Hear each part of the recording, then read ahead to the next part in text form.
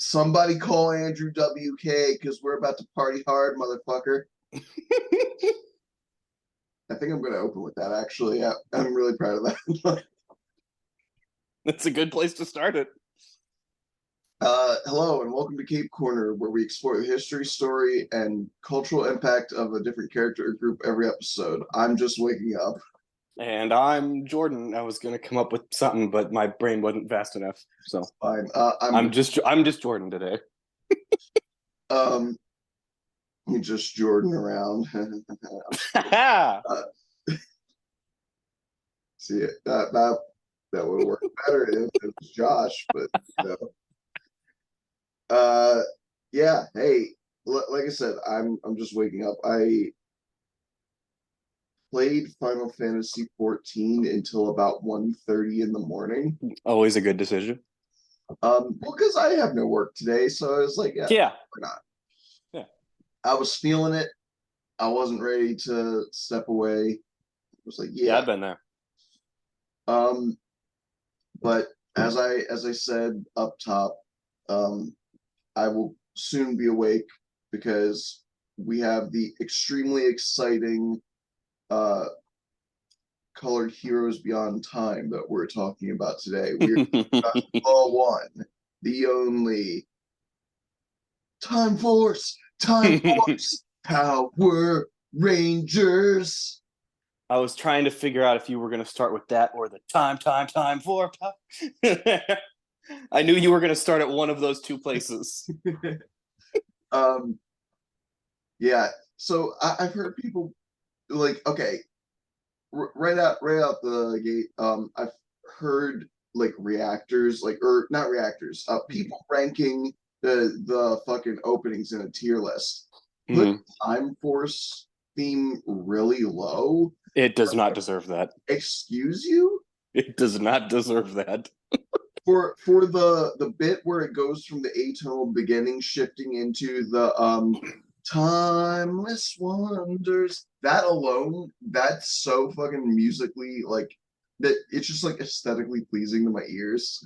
And to save the world. That last note. Last note really sells it. It's got some of the best lyrics in any. I mean, less so the incredibly repetitive time for Power Rangers Time Force, but I love that. That gets me hyped up. It's hype as hell, so I forgive it. But like, if you talk straight lyricism, Timeless Wonders, Fire and Thunder, like, come on, man, that shit's it's cool. It's so hard. Yeah. Costume design. Hey, we were complaining about the I guess we weren't really complaining, but we were discussing some of the previous suits. The Lost Galaxy suit, I do not like the color balance on those suits. Yeah, they're not great. The Lightspeed Rescue suit, they're not great. Too bland, right? Yeah. Time Force suits are sick as fuck, and there's a reason. Fucking nailed it.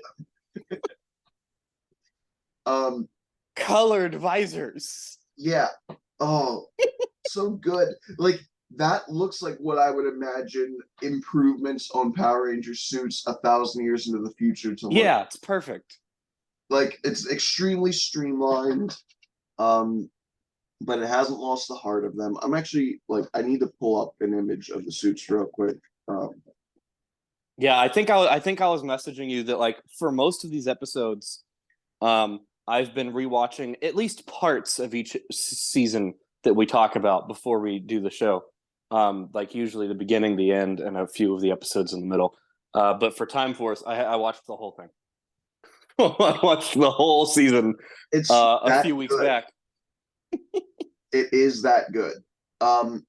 Okay, yeah. So I really like. All right. So remember how I was like, I don't like how the midsection is just white on the Lost Galaxy suits, and then there's that squiggle on that. This almost does the same thing, but it corrects it in that the only real white on their suits is on the midsection, but it's only on the top half of their midsection, and that is there to contrast that they each have a symbol on their chest that is a clock hand of some sort. Mm-hmm. But they also all have a unique looking clock hand. Yeah, it's cool. It's very Zeo in that they each have a different shape. Mm-hmm. And the shape matches what the shape on their visor is. Mm-hmm. For red, it's a straight up arrow. For blue, it's almost like one of those hammers, like the weird hammer hands on clocks. Yeah. For green, it's almost an arrow. It's more of like a diamond. Yeah, the diamond shaped one, and then blue has the I can't picture it right now. Yeah. Like a rectangle. Yellow has an oval, and then pink has a heart, which it's one of the only Pink Rangers that we have in America that has like a straight up heart motif on it. And so you might be inclined to go, "Aw, that's cute." She will fucking slaughter you. Oh yeah, no, she's lethal. Do not underestimate the best Pink Ranger ever. Because she's basically the leader for the first third of the season. I would argue she's officially the leader for the entire thing. That probably, like, narratively, yeah. Wes becomes more and more a leader throughout the season, but yeah. Yes, I think he definitely takes the reins more and more as it goes on. But also, just since I mentioned Wes, I have to say just that. I mean, I need to refresh my memory by watching more Power Rangers as we get to them. But this far in the watch through, I think this is the best actor on the show so far. He is. Well, all these actors are really good. Well, I mean, okay, to a lesser extent, maybe like Lucas's actor, because he doesn't really have to do too much, right? He's fine. Episode. There's nothing wrong with him. He's just there. I think Katie is a sweet beam of sunshine. Oh yeah, I love her. I think Jen really, like, oh god, the drama, the intensity, everything from her is so top tier. Like that's I drama and intensity is a good word, because this series in particular, like, elevates the storytelling of Power Rangers by a substantial degree. Like, I've seen Hollywood, like, AAA movie actors act worse than yeah. Like, she is like when you go to a dingy little hole restaurant and then you start eating a meal there and you go, "Oh, that's way better than I was expecting it to be." I've had more plates of actual restaurants. So, like, yeah, and like you said, Wes's actor is great. I actually want to say, what's her name? Erin Cahill? Is that it? Maybe, I don't know. That doesn't sound wrong. Yes, Erin Cahill. This is 100. Okay. So, she was in How I Met Your Mother. Oh, okay, I didn't know that. Oh wow, where does it say the name of the character? Ted Mosby's sister Heather. Oh man, I don't remember that episode. Okay. And she was also in Saving Grace. I'll look that up sometime. She was in Felicity. Wait, she had had a recurring role as Felicity in a series called Red Widow. Got it. Okay. But anyway, Erin Cahill is awesome, and she very much stays close to her Power Rangers roots, despite the fact that she's been expanding her repertoire. Because she so when Power Rangers Hyperforce first started, she was their first guest. That's cool. Because the entire idea behind Hyperforce is that it's a sequel to Time Force, and she was their teacher, and so she was like role-playing teaching their class when they got attacked, and then she's the one that sent them on their mission through time. Oh, that's pretty cool. I like that. And what I love about whenever they get actual Power Ranger guest stars in Hyperforce, they bring their helmet and they set their helmet on the table in front of them. Ah, that's cool. So does that mean that they all have the helmet? All those actors have like a copy of the helmet that they just have? I think once you're done with Power Rangers, they give you a helmet of your character. Damn, man.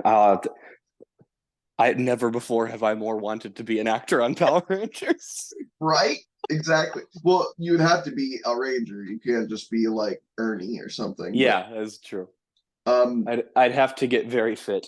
yeah, I'm willing. Um, and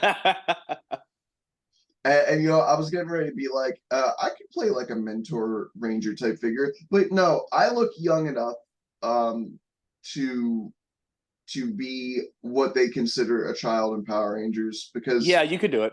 if we could get 30-year-olds playing high schoolers Hmm. who look like 30-year-olds, Hmm. me who people constantly ask me if I'm fresh out of high school, and anyone who wants to be like blue, that's a compliment, you dumb fuck, because that means that when I'm old, Oh yeah. I'm gonna be looking really good. Hmm. Um, yeah, I wanted to continue talking about the suit design real quick. So, Yeah. what I like is that in place of the typical white, because like I said, white is really only on that small section of their torso, Mhm. top half of their torso. What has replaced white as the typical secondary color of the suits is chrome. Yeah. They've got chrome like boot tops and chrome gauntlets on their forearms. The gauntlets look so cool. They also have uh, belts, which help break up the color a little bit. It's Mhm. very simple, and yet it looks futuristic at the same time because it's a black belt with a chrome triangular belt buckle on the front with Mhm. some kind of jewel in the middle. Yeah. Yeah, man, these outfits they fuck. I love them. They're so good. And then, of course, there's the Quantum Ranger where they replace the chrome and the white pieces with black and they make everything spikier.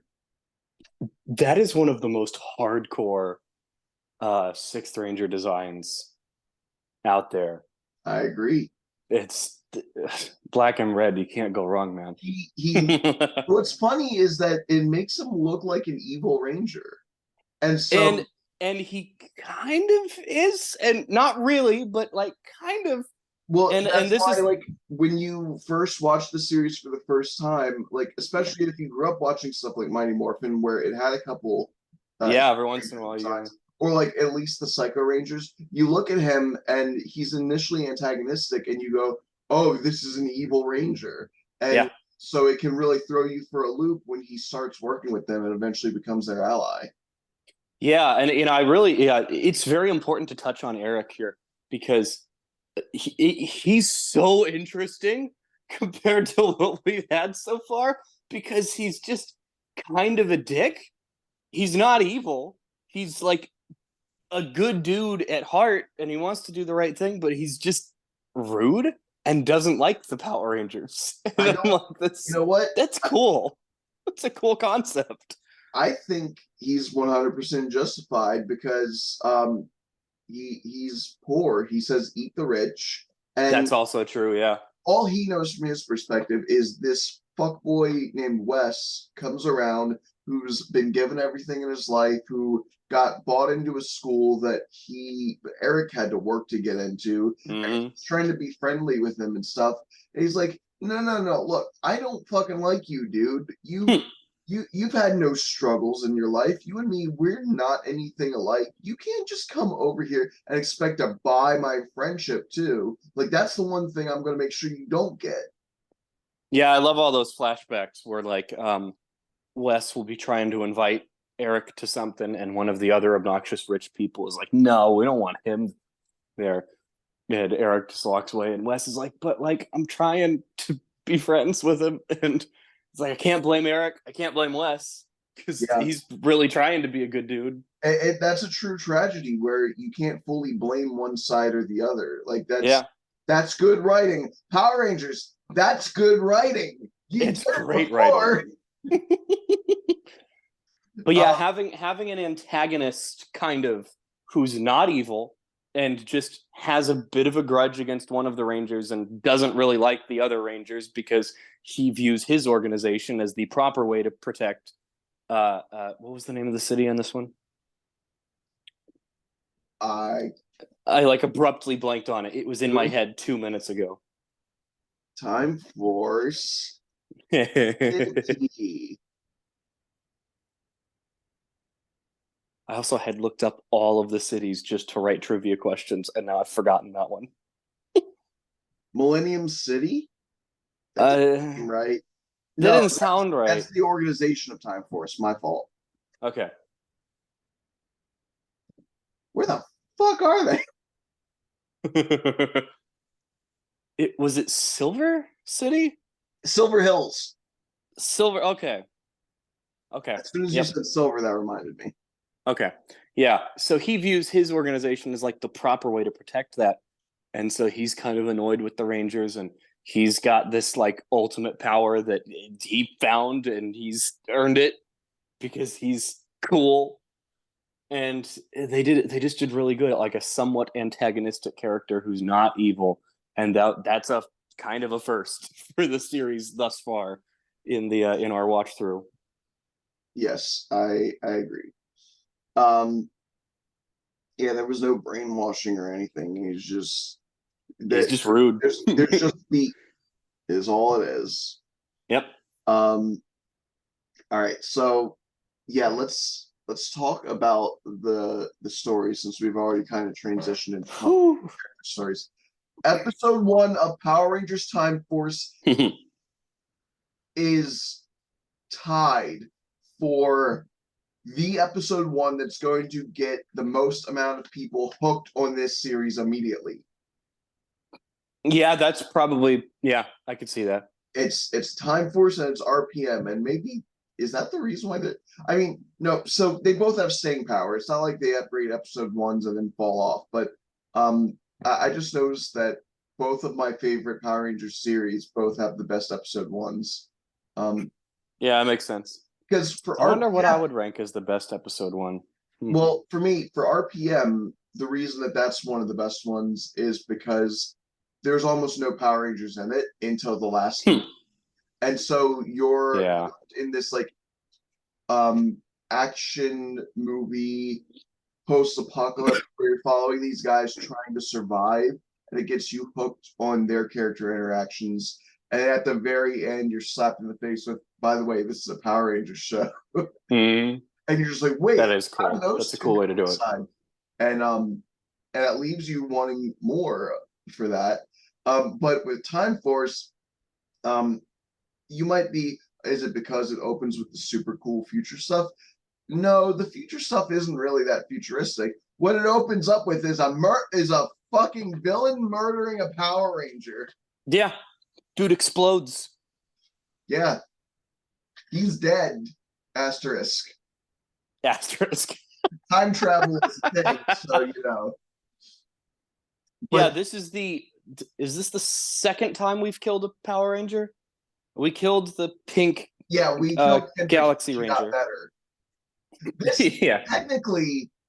technically, this isn't the same thing because they didn't just power of friendship someone back from the great beyond. She was a fucking ghost. You could see through her. I hate that shit. But but it was literally that they created a new timeline where he wasn't dead. So they did a pretty cool effect. Which, but so he died. They killed killed a Power Ranger in the first episode of this series. Yeah, I accept that way more, especially because it is a series about time travel, and they really barely do anything with the actual time travel. But what's really funny is that in the opening credits, there's a whole bunch of scenes of them doing time travel-y looking things. Yeah, they go through like dinosaur era and they see the creation of the Sphinx and everything, but they don't really do that.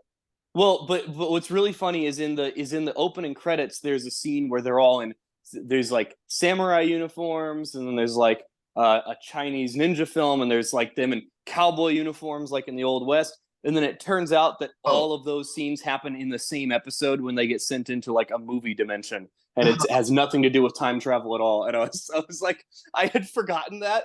I was just like, why did you put all this in the opening to make me think this show was riddled with time travel? They baited you like crazy, bro.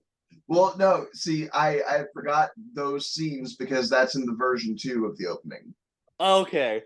It's not in the version 1, which is normally what you see when you rewatch the openings on like YouTube or whatever. Okay, that makes sense.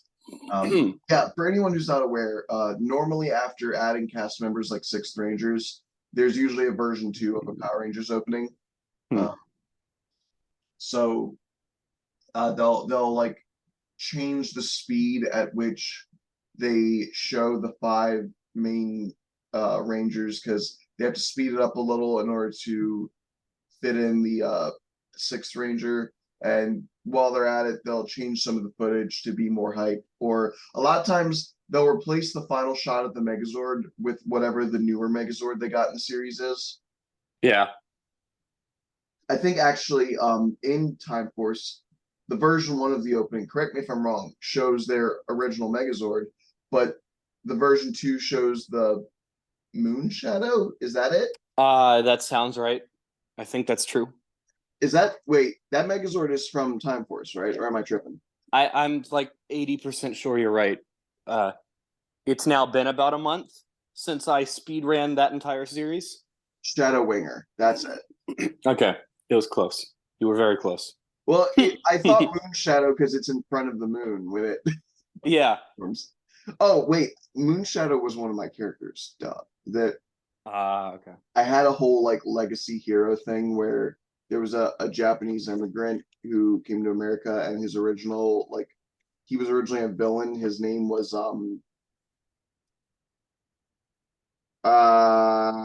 shit, what is it? Fuck, why can't I think of the Japanese word for moon? I don't know it. His name was Tsukikage. Okay.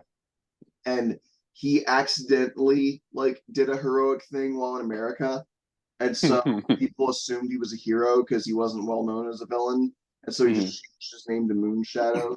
And then he had a daughter who her name was Nightshade, and then her son is the 3rd generation shadow hero named Dusk. That's pretty cool. Yeah. Anyway, that has nothing to do with Power Rangers. But yeah, so they're in the year 3000, crime is all but eliminated because they've taken to changing how they jail criminals. They no longer put them in cells, they turn them into action figures. Yep. Who are completely immobile. And it's like, at that point, why even keep them alive? You're not letting them live.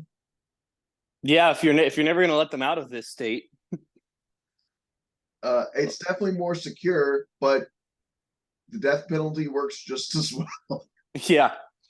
If you're I mean, I'm not saying the death penalty is the way to go, especially with how corrupt our fucking government is. I'm just saying, if you're not caring about the sanctity of life that far, you might as well yeah, it's like, I'm just saying, if we're already living in a world where you are turning any criminal of presumably almost any severity into an immobilized action figure forever, just kill him. Yeah. It's kinder. Honestly, yeah. Because we don't even know if they have any like consciousness in there. We need a statement post always about whether or not any of those Rangers could see or hear or think while they were in that form, because they did this. Rita did the same thing. Oh yeah. But yeah. So crime has been all but eliminated. The last villain is Rancic. Rancic is one of the hardest villains in all of Power Rangers. So he's a mute. His body is slowly becoming more and more mutated. It's like becoming melty. It's very scary. But it's a good effect for 2000 Power Rangers. Yeah, one of the effects of his mutation is that, you know how Wolverine has the knuckle bones that come out and they take the form of blades? Yeah. Because he's got an entire metal skeleton. So what was originally bone claws is now basically daggers coming out of his fists. Or I guess more like machetes, but you know what I mean. I guess all of his body are just blades, I guess. which would frankly turn me into a villain too. I would get pissed off if every time I moved, I felt blades shifting around inside of me. Yeah, because he can pull those out of anywhere. Yeah, he just He's like pulling him out of his he just, like, shoulder and his knee and his arm and he fist pounds a part of his body and a bone pops out and he grabs it and he pulls Jesus. out a full sword. It's gruesome. There's a man in Naruto, which I know you know jack shit about, Yeah. who is one of my favorite characters in the series. He's very short-lived. His name is Kimimaro, and Okay. he has a Kekkei Genkai, which is like a bloodline trait power. It's unique to people of their clan. And the Kaguya clan's Kekkei Genkai is bone manipulation. He does largely the same thing. He can pull out, well, but they're not metallic. They're just bones, but he can make his bone stronger than steel by increasing their density. Interesting. Like at one point, someone went to punch him in the chest and his ribs popped out, and they had to like pull their fist back real quick because they were going to skewer their arm on his razor sharp ribs. That's gruesome. He's pulled out his whole spine and made it into a whip sword. Oh my God. I'm trying to process the things you're telling me. One of his moves is called digital shrapnel, where he holds his arm up like next to him, and then he like swings it forward, and the finger joints at the tops of his fingers shoot out as bullets. This is a disturbing power. He's so fucking cool though, because if you think about it, the fact that he's able to pull out his spine and continue standing upright means he immediately generates a new spine, right? So anytime you attack him, if you're attacking him with moves intended to break his bones, I have bad news for you. He could just pull out the broken bone and immediately grow a new one.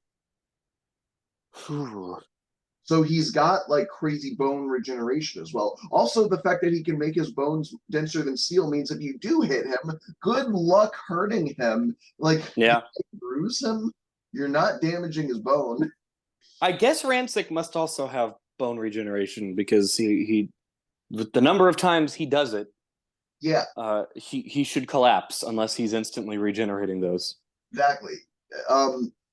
Yeah, so anyway, I just want to point out that bone manipulation is a sick fucking power. Both, like you said, it's gruesome, but it's also like the 90s way of sick. Like, that's sick as fuck, bro. Which is how I typically use that word. Hang on, I gotta do a time check. I got a time for Time Force. 7.5 minutes. All right. Okay. So, they cap us at 40? I thought it was 45. Okay. Yeah. Zoom those fucking cocks. So okay, so Rancic has a small band of he's got his posse, right? The same way that had her group, and everyone has their own group of henchmen. So one of his henchmen is his daughter, who I swear every time I see her, she looks like a vanilla strawberry ice cream cone. Oh shit, she does.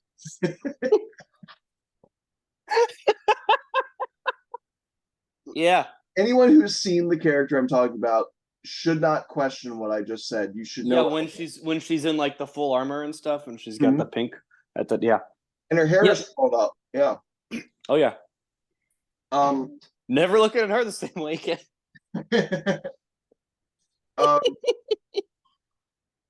But I guess for whatever reason, Time Force was like, we're good with one Power Ranger. Like, I understand you only got the one villain team left in the world. But why not just have a full team of Power Rangers? Wouldn't that help you in apprehending Rancid more quickly? You'd think. They didn't. They just gave it to, was Alex.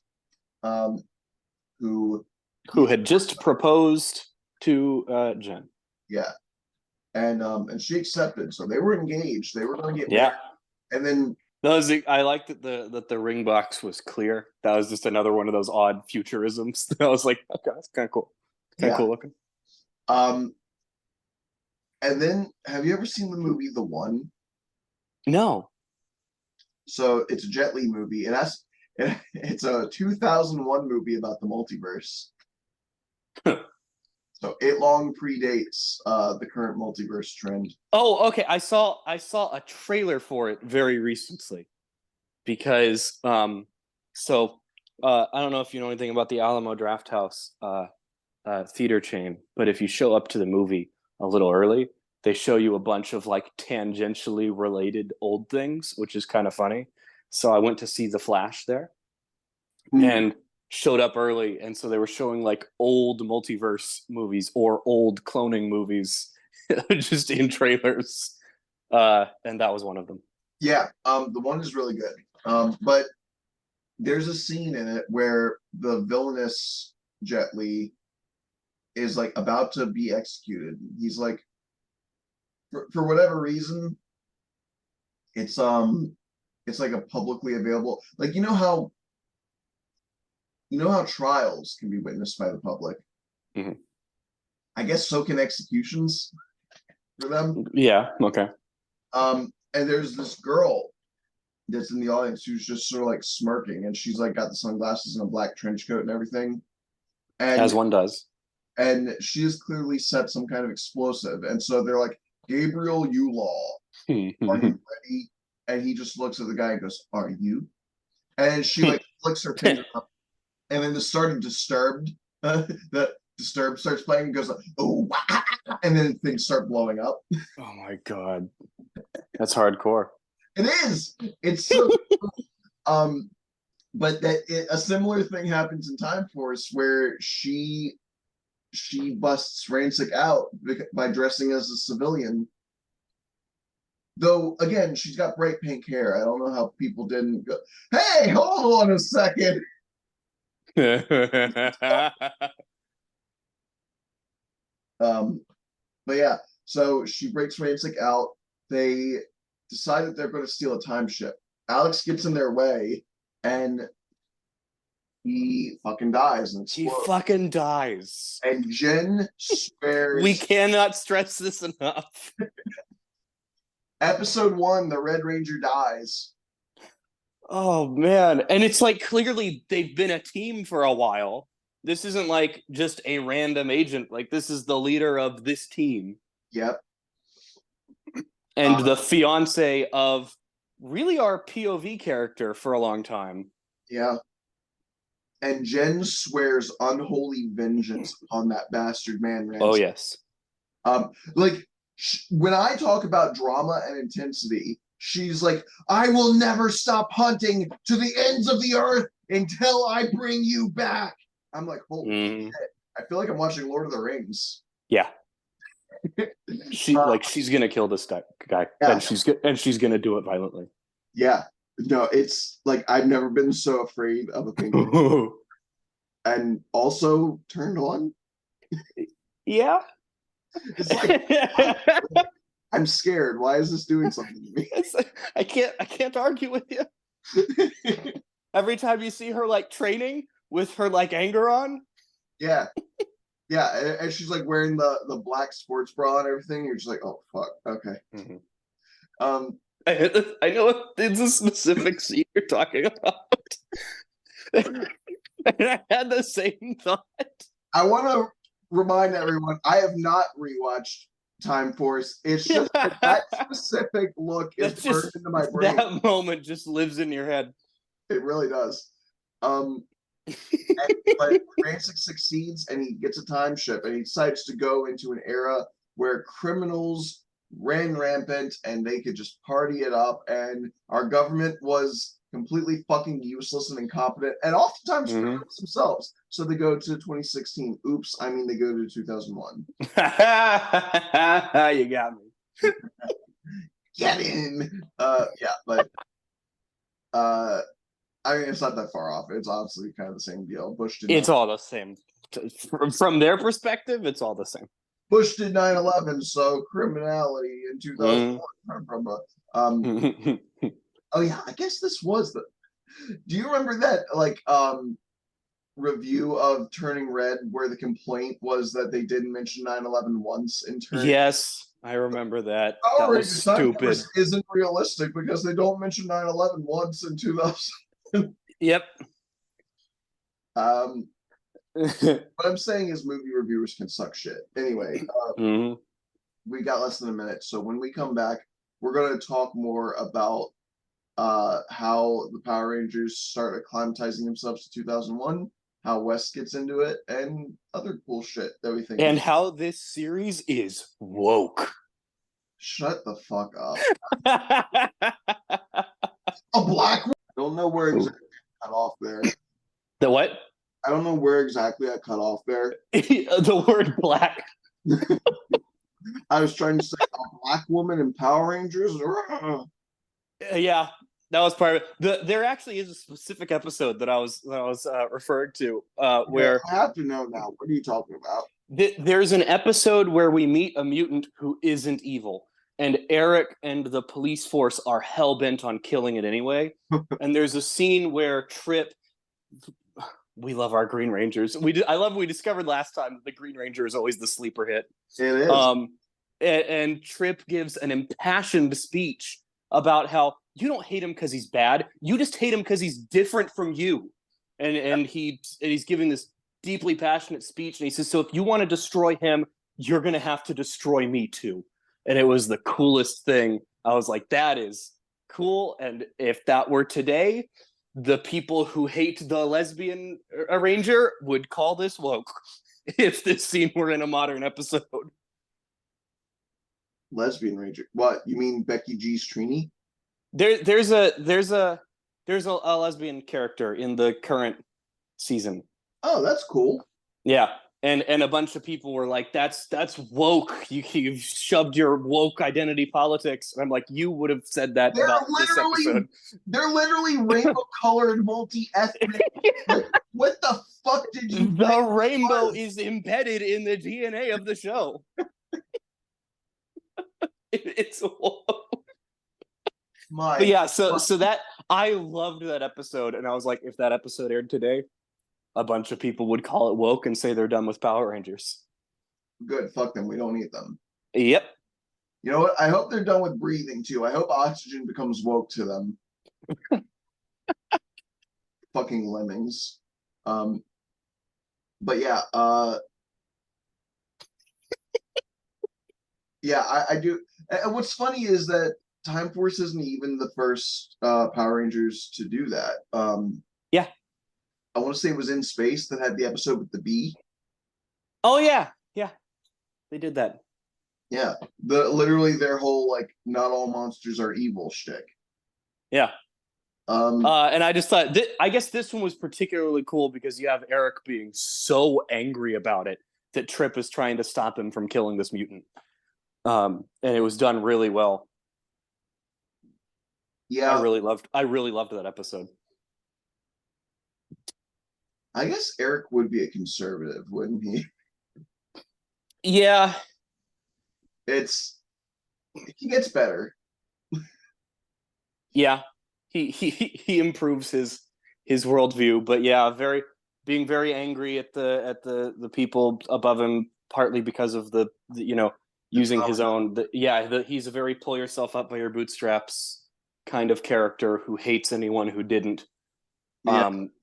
It's just weird to me that so many people who put so much value and emphasis on pulling yourself up by your bootstraps, the idea that you have to earn what you get in this world, side with like the police, a group that very much does not earn their goodwill, and is given all of these high grade weaponry to overpower everyone else, or they side with billionaires, people who statistically speaking didn't pull themselves up by their bootstraps and earned money through inheritance. And the funniest thing to me is that phrase originated as a satirical comment on how stupid that mentality would be. Yep. Because it's not possible. Because have you ever tried pulling somebody up by their fucking shoes? Yeah, it's like you literally can't pull yourself up by your bootstraps. Yeah. That's just It's not not. It's not how physics works. Yeah, it was originally a satirical thing, and then people who don't understand satire decided that it was their identity. I hate the way that language. Sorry, that language gets misused. Mm-hmm. Completely fucks over the original point of something. Whenever I try and like woke. This is why I keep bringing up the word. Well, like one of the things that really bothers me is okay, blue trauma dump hour. Okay. I have not had a good relationship with my family. Yeah. There are a couple of family members that I love dearly, but most of my family I've either straight up hated or been kind of indifferent about. And as a result, I always put a stronger focus on friendship. Mm. And a lot of times, if I'm like, yeah, my family's terrible, I'm always met with somebody who's got a fucking joke. Your family's always there for you, bro. You know, at the end of the day, the only people that you can trust. I mean, you were born in this world together, and so like they got blood is thicker than water, bro. No, Blood is thicker than water. Did you know that blood is thicker than water? Hey, motherfucker, did you know that you're misusing that phrase? The blood of the covenant is thicker than the water of the womb. That is the full thing, which is to say that the choices you make, the relationships you garner and you cultivate of your own choices, those hold more value than relationships you were forced into based on the circumstances of your birth. Yeah, that might be one of my favorite all-time examples of misusing something that was deliberately designed to disprove a point. Because it's meant to be the exact fucking opposite of what people use it as. Mm-hmm. It's so infuriating. And okay, so I'm sorry, I just yesterday watched a reactor Remember the Titans, and I fucking adore that movie, and so I've got it on the brain. But like, if you want to take it the other way, the idea that people whose circumstances of birth that you share are more important to you than the people that you want to be friends with, isn't that just advocating for racism? Pretty much. You're saying, oh, well, you may not be my family, but hey, you're white like me. We should stick together because we share a circumstance of birth. And that just promotes people segregating themselves into almost cliques, but instead of being sorted by lifestyle, you're sorted by like bigotry shit.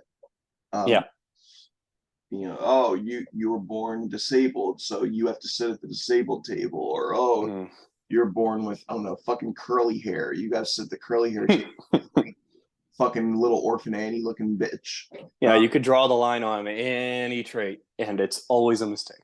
Yeah, and the thing, so I see some people that seem to have a truly terrible misunderstanding of what constitutes bigotry. They think that it's okay to be incredibly judgmental of people over the dumbest shit. I feel like if anybody who is like, I don't like that you like this art or this show, and so I'm going to commit a hate crime on you or something. Like, I need you to understand what bigotry is. It is when you are acting judgmental of someone based on circumstances they cannot control, largely circumstances they were born with. If you're hitting someone because they always show up to the potluck and don't bring any food and eat everyone else's food, then you're okay to hate that person because they're being a dick. Have you seen someone like apply the word bigotry to like mundane situations like that? Yeah, I've seen people. Oh God! Like, I've seen people do something shitty, right? And then a second party will call them out on their shittiness, and then the first party will be like, I'm literally neurodivergent and a minor. And it's like, is that what we were talking about? Or they'll be like, you're being so hateful to me, you know, like you're a terrible person for hating me. I'm hating you for shit that you're doing, motherfucker. I'm not hating you for who you are. Yep. Because yeah, okay. That I have seen that happen, particularly both for and against the Snyder-ness of everything. Doesn't matter which side the attack is coming from, but someone will say something really shitty about the other one for either being really stupid for liking the Snyder movies or being really stupid for disliking the Snyder movies. And the person being attacked will go, well, I'm gay. So you hate gay people, huh? that's not how that works. It's like, yeah, they were probably wrong to call you stupid. That was rude, but this is not the issue you think it is. If they weren't going after you specifically over your gayness, yeah, not being bigoted. And to be clear, because a lot of people are very much like bigots can suck shit and die, right? Like punch a Nazi in the face, that whole mentality, right? Like bigots don't deserve the same level of kindness that you typically give to the rest of society. So as a result, there's some people that try to make people out to be bigots so that they can treat them like absolute garbage when they don't deserve that. A good example, talking about the Snyder stuff that you're talking about, I fucking hate Zack Snyder. I think he's a cancer to the DC movies. But you know what I'm not going to do? I'm not going to make fun of his fucking kid. Yeah. That shit is out of pocket. And if you and you're probably also not going to make him out to be a bigot. No, unless I see him doing bigoted shit. I'm not. Yeah, and there's a lot of people who are like, he's a MAGA fascist bigot. And I'm like, not from what I can tell. It's funny because they do the same shit to James Gunn too. Yes. They've started saying that he's a MAGA supporter or whatever. Yeah, and it's like you're doing it so that you can justify hating them. And it's like if you want to hate them for making movies you don't like, go ahead. I mean, I don't need justification. I'll be a bit annoyed, but I don't need justification. I will be a Zack Snyder hater because I think his movies are I don't need a better reason than that. Fuck you. I don't like his movies. Yeah. So but at least I'm being real about it. I'm not spitting lies and tall tales and trying to like fucking dox this dude and make fun of I think people have largely forgotten that just disliking a thing is an option. Yeah, you can just dislike something. You're a human being. You don't need to be a fucking saint who is over here Mother Teresaing every shitty person and opinion that you see and be like, oh, but I love you anyway. And you need like a really good excuse to hate someone. You can just be a hater. Yeah, it's like they're like the people who don't like the MCU who also like constantly will come out of the woodwork every time something comes out to shit on it and to shit on the people watching it and to shit on the people who have ever said a good thing about it. It's like, no, calm down. Just go ahead and dislike it and leave it at that. Yeah, exactly. You can just not like it and not watch it and never have to fucking think about it again. You don't have to go out of your way to interact with these people. Yeah. I think people forgot that that's an option at some point. Yeah, because and I've seen people try to excuse it as like, well, it's killing cinema. It's not. Guess what? I'm starting to tell you, cinema was already long fucking dead. Why do you think every movie these days is a remake? Why do you think all the artsy fartsy films get no attention? It's because the Hollywood studios don't want to invest money in their advertisement. It's not because there's a successful superhero movie genre that artsy movies are going down. It's because Hollywood is the type of organization to find something that makes money and put all their eggs in that basket and continue to ignore the artsy genre. Yeah, and there's also people who are like, well, the big budget blockbusters are getting all of the attention nowadays. It's like, yeah, that started 45 years ago. Yeah, that's been since like the 80s. Yeah. That predates me. So hang on. I'm in the middle of recording, buddy.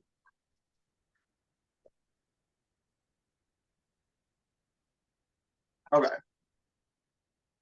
Power Rangers. Yeah, Power Rangers. So we're in present day, and we meet Wes, who up Hang to on, up wait, to this point, wait. We should back up a little bit. So Rancid yeah, got the time ship, yeah, and Jen decided to follow him in their own time ship, but uh also I should point out the method of time travel in this is ridiculous. yeah. They have a Megazord punch it. They have a time gate, and you think, oh, you go through the time gate. Well, apparently they have to go a certain speed. Oh, so they have like a rocket ship. No, it's kind of just a ship on a track. Okay, well then how do they get like along Mm-hmm. the track and go through the gate? They have a Megazord specifically standing there just to punch the ship. It's so stupid. I love it. I love it. It's so camp. It's so fun.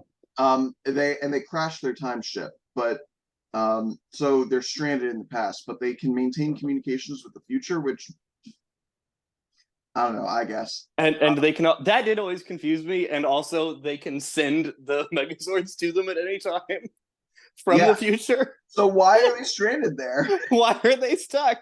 Because they literally don't get. You know how most Megazords are either like they're in some hidden base, like how the T-Rex Megazord or the T-Rex Dinozord was in a volcano or whatever. Yeah, it's always some like hidden place where you're not going to think to look for it. Yeah, or they're in like fake skyscrapers that unfold and shoot out the fucking Zord. And Yeah, or they're like holographically disguised as something else or whatever. Well, this time they're just in the future.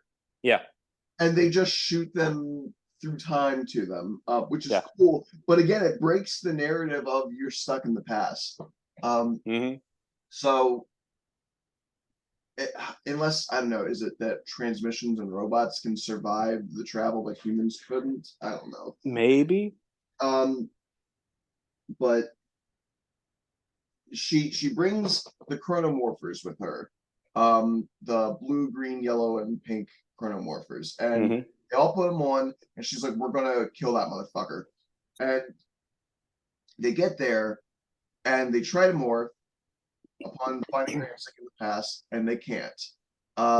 So the chronomorphers, the reason the morphing sequence of Time Force always shows a strand of DNA, they are DNA locked to their user. Yeah. And now that they've put them all on, they are locked to them, but they're not activating because the chronomorphers have an additional security measure, which is if the Red Ranger is non-functional, if the Red Morpher is non-functional, then the other morphers are also non-functional. They're on a network. And because Alex died, they need a new Red Ranger, which makes sense, right? Because if you're going to have one Ranger, that person is by default going to be the Red Ranger.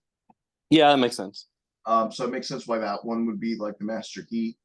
So they're like, well, then we're fucked because Alex is dead and it was DNA locked to him. And they start just trying to fight Rancic and all of them regularly. And we see some mysterious motorcycle rider with a helmet. And he's curiously onlooking about what's going on. And at one point, Jen gets flung through the air and he leaps through the air to catch her. Yep. And she's like, oh, thank you. And he takes off his helmet and he's like, what the fuck is going on? And in a great shot, I remember this shot, the camera work, it's a hard zoom in on her face. And she like covers her mouth. Yeah. And the camera slowly swivels around to show from like behind her head, like her point of view. And we see Alex's actor is there, but he's looking a lot happier and he's got like a less military cut and everything. And this is Wes. He is the ancestor of Alex. And okay, I want to point out this is not how DNA works. Yeah, that wouldn't be nearly close enough. If you are 1,000 years removed from someone, you've had so many other pieces of DNA from other families intermingle into your genetics that the match would not be anywhere close. 1,000 years, what's a generation? Like 20 years, right? So that's like 50 generations. Yeah. So that's far. So you've had like 50 other people's DNA intermingled with you. Like, if there's a crime scene and the DNA of somebody is on the crime scene, and then 50 other people's DNA gets splotched all over the same area, we're not reading the person's DNA. It's not happening. But whatever, it's Power Rangers. We'll get over it. A robot punches them into the past. We'll just deal with it. So they give the red morpher to Wes, and he morphs, and that unlocks the morphers for the others.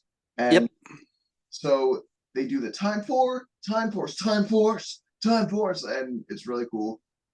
Also, again, I just giving credence to my Jin is the leader. She's the first one to morph. Yeah, that's a hell of a cool shot too that she initiates that.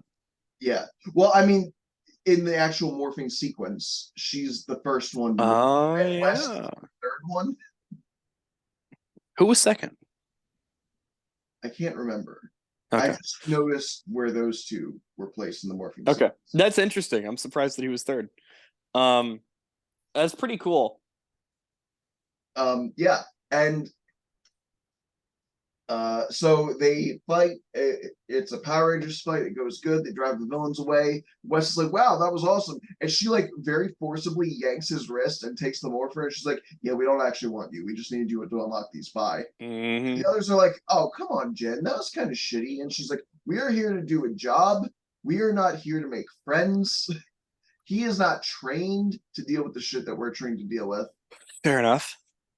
And then we start seeing from Wes's perspective. He's a rich guy. He has zero interest in being rich. I really like that he's this just he is what would otherwise be a stereotypical rich asshole, but he's just not vibing with this. He doesn't like this life, and I think that's kind of cool. He's a chill dude. He just wants to hang out and have a good time. And one of the things that he hates, and this ties into the central theme of Time Force, it's not necessarily that he's being given everything, but he hates that his destiny is being laid out for him. He is not the type to travel down a well-worn road. He does not like that his dad is like, you can work this job, it'll be easy and it'll make you a lot of money, and then you can marry this person, and then you can fucking die in this coffin. And he's like, I don't want my entire life planned out for me. I like the surprise and the chaotic nature of life. I want to live. I don't want to just follow an itinerary. And the central theme of Time Force is choosing your destiny. It is not following whether you want to call it God's plan or destiny or whatever. The choices you make shouldn't be subject to what you're quote unquote supposed to do. Yeah, and that folds right into the whole plot and the whole ending of it. It does, because throughout the entire series, as it goes on, they actually start to affect time. Like we start seeing time portals open up in the sky because they're altering the timeline too much as it goes on, and they're being told constantly, you can't alter the timeline. You can't alter the timeline. This is supposed to happen. You cannot make more changes, which is really fucking hypocritical coming from a guy who was resurrected thanks to the butterfly effect. But because he was resurrected by the butterfly effect, that actually is also at the same time a good instance of like, well, would he be giving us this much grief if he was still dead? Like, so he kind of is a living example that we're making stuff harder for ourselves. So he's not necessarily wrong, but in the end, the big climactic ending is that the others all get back to the future, and Wes is in a big battle by himself in the past. And in the future, they're about to have their minds wiped so that they have no memory of the past. And they're told that history says Wes dies in that fight. Yeah. And they're getting in the memory machine. because they're all upset about that. He's like, "You just get in the memory pod, and you won't remember that you're." Yeah, you'll forget the whole thing. Don't worry about it. And as it's about to turn on, Jenny goes, "No, I can't do this. I don't want to forget Wes." And I Hmm. should point out, throughout this entire series, she's kept that ring on, right? And Yeah, she, even though Alex has changed in his personality, he's much uh crueler. Not crueler. He's he's gotten cold though. the hard ass. Uh, Yeah. she still kept that ring on. She's like, maybe the Alex I fell in love with is still in there somewhere. Hmm. It's at this point he's like, you know, time can't be changed. He has to die. That is his future. Wait a minute. Wait a minute. How old is Wes? Does he already have a kid? It's an interesting thought. Because wait, how can he be the ancestor if he's supposed to die in that battle? You would have created a time paradox, you fucking fool. Yeah, and also, Alex, you're alive because of time changes. Yeah. Like, come on, man. Maybe that's why he's so angsty and angry, is because he simultaneously is alive but feels he shouldn't be. That could be. Um, but anyway, yeah. If Alex doesn't bone down and have a child, then that ancestry doesn't start, and then the person who left Alex to his death should exist. So then Alex shouldn't have been left to his death. Yeah, that's a time paradox, bro. Yeah. Also, this guy is the best actor thus far. Like I know I said it earlier, but like thus far in the series, Playing these two vastly divergent roles. yeah, this is the best actor we've had so far. Also, like there's an episode where Wes's dad is dying, and they did really good because Alex winds up saving him. Um, Alex brings future technology to save Wes's dad in a moment of like, okay, I'll give you this one, which is pretty cool. So of course the dad thinks he saw Wes do something, which is cool.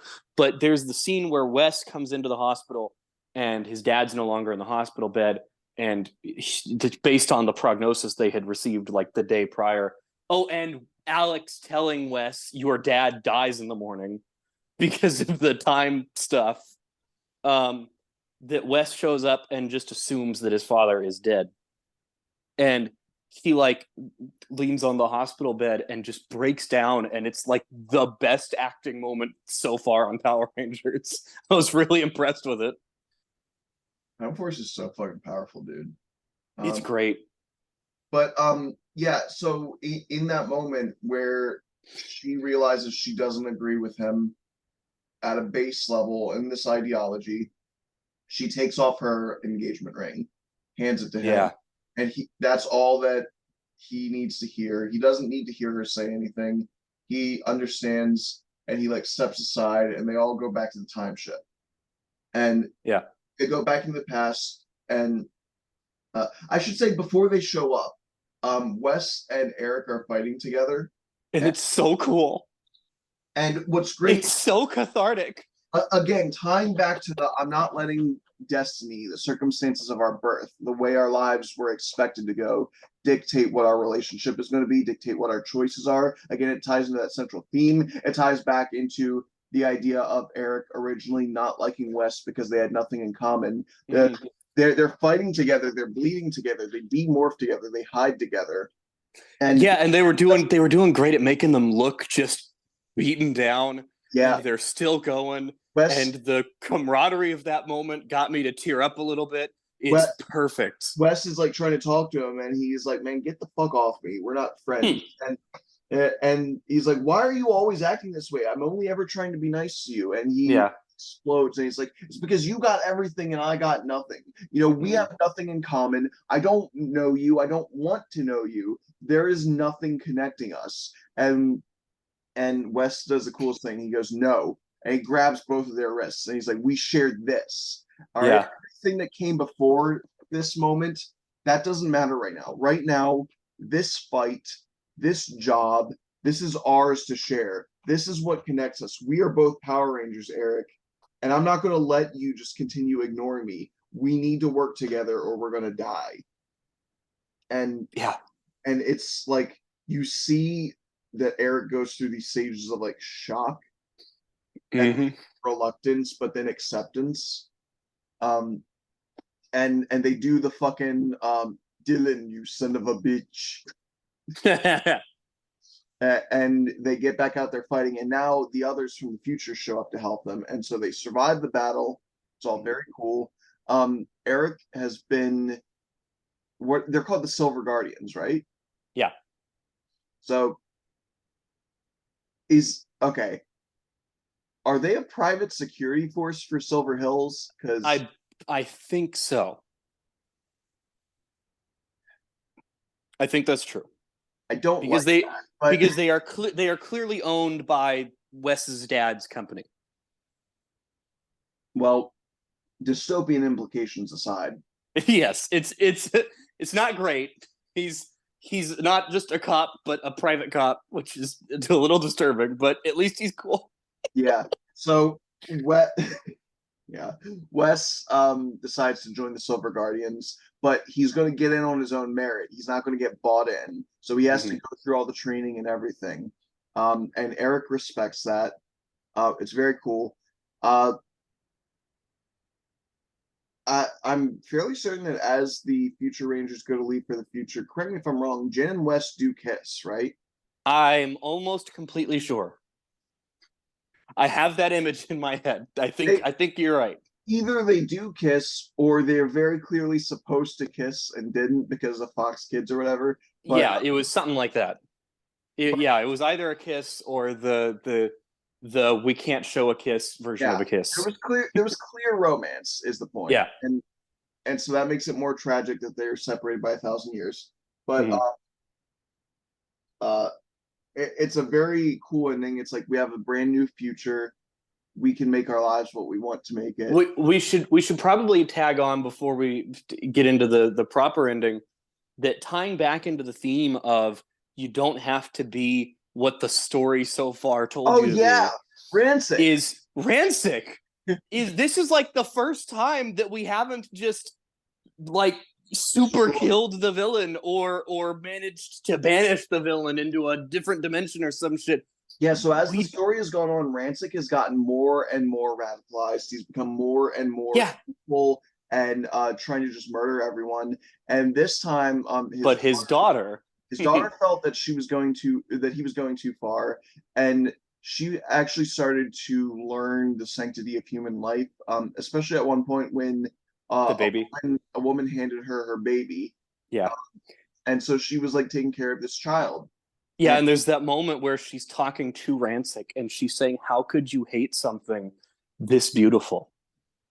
Yeah, and it was just like, Jesus, dude, the emotional impact of this series. And so in the battle, he's going absolutely fucking crazy, and he winds up hitting her. Yeah, and in that moment, he just stops, and the Power Rangers are still poised up to keep fighting him, and he just like is looking at her, and he realizes what his hatred has started to do to him, to her, to his family, and he surrenders.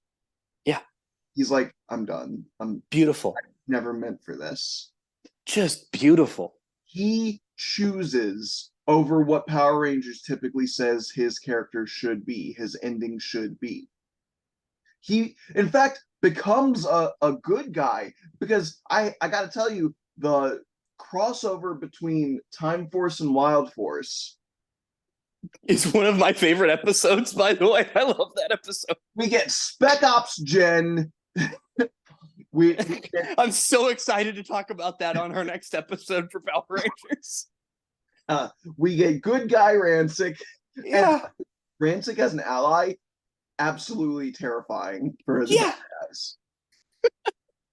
Because he's the only villain up until this point that successfully murdered a Red Ranger. Yeah. The dude has some clout. Oh, yeah. And not even any Red Ranger. A Red Ranger from so far in the future that the criminal element is almost completely eradicated. He killed that Red Ranger. Yeah, he's ludicrously powerful Yeah. and and ruthless I mean, if you're his target. it was 6-on-1, and they Yeah, still didn't beat him. He surrendered. yeah. He beat himself by realizing that he was wrong. And it's like that both the ruthless power and the capacity for emotional growth makes him one of the coolest villains in the whole franchise. If you watch Power Rangers and Time Force is not in your like top 3 series, I Yeah. do not trust you. I do not. Because how could you look at this masterpiece of a season and be like, it was okay, Wendy Morphin was better. No, the fuck it wasn't. You are blinded by nostalgia. Yeah, this is a beautifully crafted story. This is the highest level of storytelling they've reached this far in the watch through. 100%. And again, I think, part of the reason I love RPM so much is because it actually draws a lot of influence from Time Force. Like, there's a lot of stuff in RPM. I know it's not an RPM episode, but there's a lot of stuff in RPM about your identity and what somebody else is trying to make you into versus the choices that you make. About like the mistakes that you've made in your past and whether or not you can earn forgiveness by your actions going forward. Like a lot of that stuff ties into the choice versus destiny type deal. And I love it so much because again, I'm a genius, and I'm not saying that to prop myself up. It's almost more it legitimately at times it's more of a burden than a blessing. And Yeah. because of it, I've struggled with nihilism in my life. Mm-hmm. And I've reached a point where I'm happy to say, who fucking cares if your life has quote unquote meaning? Who cares if somebody had a plan for you? Who cares if you have a grand destiny or if you're meant to be a speck of cosmic dust in the ethereal sea? Because at the end of the day, meaning is something you give to yourself. Something isn't special because it lasts forever. Avengers Age of Ultron, weirdly enough, helped me with this too. A thing isn't beautiful because it lasts. Oh, that is a great line. Something isn't meaningful because it has wide reaching cosmic implications for the entire universe. Something is meaningful because you find meaning in it. Your destiny is something you create for yourself every day with the choices you make. That is some shit I needed to hear. And I got it right when I started developing those nihilistic feelings. And that served as a bedrock for later things like Avengers Age of Ultron and stuff that I got later on in adulthood. Yeah. To help me find comfort. So I thank you, Power Rangers Time Force. You are a truly beautiful series, and everyone should watch it. 10 out of 10. Yeah. 10 out of 10 series. Yep. Okay, we're at less than 3 minutes, so I do have to wrap up now. Yeah, so just for the formality, dear listener, this is the top of the list now at this point in the ranking. Yeah, for both of us, I'm sure. Yeah, we're gonna go straight to the top of the list. No questions asked. This is immediately the top of the list. Yes. Okay, everybody, thank you for listening. You can check out the Cape Corner Discord. Every once in a while, I post polls there. Might do a poll for something for next week. I don't know. I'll see. I'm going to say you can follow me on Twitter. I've signed up for the waitlist for Blue Sky. Okay. Which is a social media platform made by the original Twitter devs that are no longer. Oh, cool. I should sign up. You just go to Blue Sky, like you Google Blue Sky social network or whatever, and it'll take you to their website, and you can join a waitlist by adding your email. Cool. So we'll see what becomes of that, but you can support me on my Spotify podcasters page. It works the same way as Patreon. And check out the Hall of Pods podcast network. Fandom Optimists, SJW Comic Book Club, True Believers, a comic book podcast. They're all pretty cool. You can give them a listen in that podcast network link in the description. Have I gotten faster at these? Yeah, you've gotten really efficient. Good. It only took me 90 episodes. So yes, everyone, I want to thank you again. Thank you for listening. Stay strong, stay true to yourselves, and remember, we can all be heroes. And make your own destiny. Yes. I wanted to do like a cool quote but I couldn't think of anything except for Mortal Kombat's Choose Your Destiny. Uh, that was a good one. I am fully wide. Oh yeah, oh yeah, that was hyped. Could you tell I was fully wide awake by the end when I started screaming? Yeah, that's what Time Force does to you, man. It does. It's so fucking good. Ah!